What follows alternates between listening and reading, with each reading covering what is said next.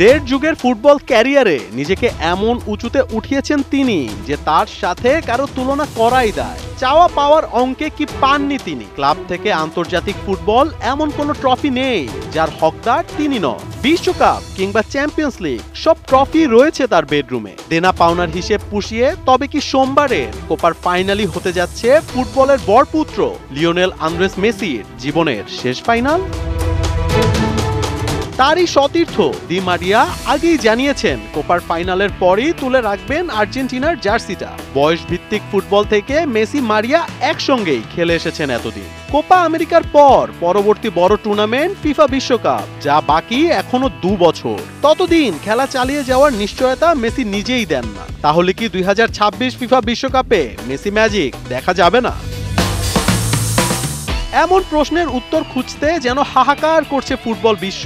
কাতার বিশ্বকাপে নিজের অধরা স্বপ্নকে জয় করার পর থেকেই মেসি বলে আসছিলেন খেলাটা উপভোগ করতে চান তিনি। তবে কতদিন তা জানাননি। সবাই ধরে নিচ্ছিল কোপার পর হয়তো তুলে রাখবেন নিজের বুট জোড়া। শেষ ফাইনাল কিনা এমন প্রশ্নে আর্জেন্টাইন গণমাধ্যমকে এক সাক্ষাৎকারে মেসি জানান, এই মুহূর্তে এটা নিয়ে আমি ভাবছি না।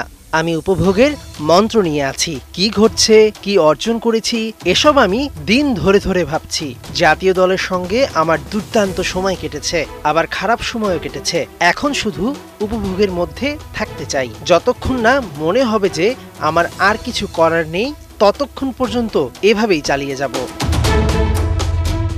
যৌবনের দাড়িপাল্লাটা দিন দিন হালকা করে বুড়োর দিকে ঝুঁকে পড়ছেন মেসি, যার ফল পড়ছে তার পারফরমেন্সেও। চিরচারিত মেসিকে যেন বড্ড মিস করেছে এবারের কোপা। তবে সেক্ষেত্রে যে চোটের ভূমিকাও কম নয় তা জানিয়েছেন নিজেই।